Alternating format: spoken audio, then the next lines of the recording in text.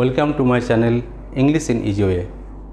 আজকে যে বিষয় নিয়ে আমি উপস্থিত হয়েছি, প্রেজেন্ট হয়েছি, তা হলো প্রেজেন্ট কন্টিনিউয়াস টেন্স। আজকে আমি তোমাদের সাথে সঙ্গে আলোচনা করব প্রেজেন্ট কন্টিনিউয়াস টেন্স নিয়ে। তো প্রেজেন্ট কন্টিনিউয়াস টেন্স মানে আমরা জানি চলমান বর্তমানকাল, অর্থাৎ বর্তমানে আমাদের যে কাজটা চলিতে থাকে, অর্থাৎ কাজটা শেষ হয়নি, শুরু হয়ে কাজটা চলছে, এইরকম যদি বোঝায় তাহলে সেক্ষেত্রে আমাদেরকে যে টেন্স ব্যবহার করতে হয় সেটা হচ্ছে প্রেজেন্ট কন্টিনিউয়াস টেন্স, যার আরেকটি নাম হলো প্রগ্রেসিভ টেন্স। তো তার একটা স্ট্রাকচার আছে, প্রত্যেকটা টেন্সের একটা করে স্ট্রাকচার থাকে। তো প্রেজেন্ট কন্টিনিউয়াস টেন্সের স্ট্রাকচার হলো প্রথমে সাবজেক্ট বসাতে হয়, তারপর একটা বিভার্ব বসাতে হয়, বিভার্বের প্রেজেন্ট ফর্ম অর্থাৎ ইজ, আর। তারপরে কী করতে হয়, মূল ভার্বের সাথে আইএনজি যোগ করতে হয়, একটি মূল ভার্ব যেটা ডু ভার্ব, তার সাথে আইএনজি যোগ করতে হয়, তারপরে অবজেক্ট বসাতে হয়, অর্থাৎ অন্যান্য শব্দ যেটা কর্ম থাকে সেগুলো বসাতে হয়। এই হলো প্রেজেন্ট কন্টিনিউয়াস টেন্সের স্ট্রাকচার। এবার কয়েকটা উদাহরণ দিয়ে আমি বোঝাই, তাহলে তোমাদের বুঝতে সুবিধা হবে। যেমন 1 নম্বর, আমি ছবি আঁকিতেছি।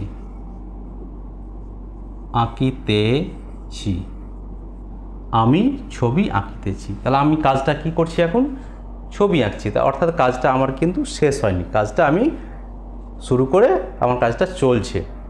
তাহলে এই ধরনের বাক্যগুলোকে আমাদেরকে প্রেজেন্ট কন্টিনিউয়াস টেন্সে ব্যবহার করতে হবে। যেমন তাহলে এটাকে যদি আমি ট্রান্সলেশন করি ইংরেজিতে, তাহলে কী হবে, সাবজেক্ট কি, আই। এবার আমরা জানি আই পরে সবসময় কী হয়, অ্যাম হয়, আই অ্যাম। তারপরে কী বসাতে হবে, কাজটা কি এখানে আঁকার ইংলিশ আমরা জানি ড্র, DRAW, ড্র মানে আঁকা। এবার ওর সাথে কী যোগ করতে হবে, আইএনজি, মানে হচ্ছে ভার্বের যেটা 4 নম্বর রূপ, যেটা আমরা প্রেজেন্ট পার্টিসিপল বলি, সেটাই এখানে ইউজ করতে হবে, ভার্বের সাথে আইএনজি যোগ। আই অ্যাম ড্রয়িং, এবার কি ড্রয়িং করছি, জিনিসটা কি, ছবি, picture. I am drawing picture, আমি একটি ছবি আঁকিতেছি। আর একটু উদাহরণ দিই, তুমি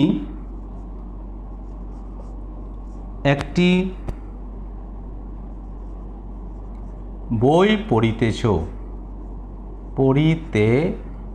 তাহলে ভাষাগুলো দেখো, তেছো, এই ধরনের কথাগুলো আসছে। তুমি একটি বই পড়িতেছ, এটাকে ইংলিশে আমি লিখি ইউর পরে আমরা জানি আর হয়, ইউ আর রিডিং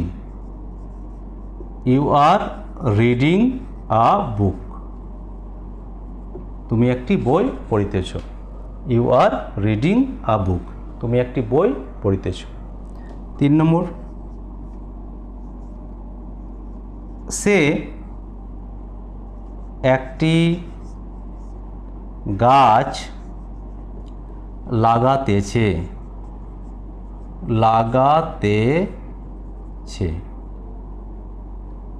সে একটি গাছ লাগাতেছে, অর্থাৎ কাজটা তার শেষ হয়নি, গাছ লাগানোর যে কাজটা তার সেটা শেষ হয়নি, সেটা কিন্তু সে করছে।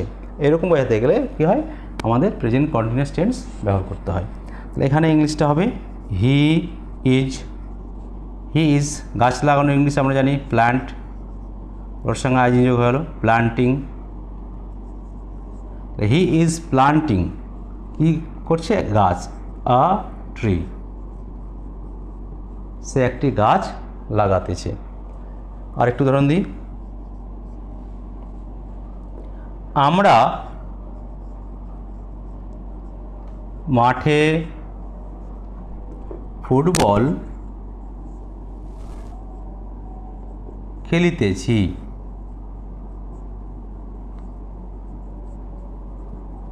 আমরা মাঠে ফুটবল খেলিতেছি, তাহলে এটার ইংরেজি কি, আমরা জানি উই বহুবচন, উইয়ের পরে সবসময় হবে আর, উই আর কি করছি, উই আর প্লেয়িং, খেলছি, উই আর প্লেয়িং ফুটবল কোথায় খেলছি, মাঠে, in the field, we are playing football in the field. এই হলো প্রেজেন্ট কন্টিনিউয়াস টেন্সের একটি স্ট্রাকচার এবং তার কিছু উদাহরণ। তো প্রেজেন্ট কন্টিনিউয়াস টেন্সের যদি আমরা ব্যবহার সঠিকভাবে না জানি তাহলে আমরা কিন্তু স্পোকেনও করতে পারবো না এবং লিখতেও পারবো না। তাহলে অবশ্যই আমাদেরকে এই ব্যাপারটা ভালো করে জেনে রাখতে হবে। আশা করছি তোমরা ভালোভাবে বুঝতে পেরেছো। যদি বুঝে থাকো তাহলে অবশ্যই আমার চ্যানেলটিকে সাবস্ক্রাইব করবে।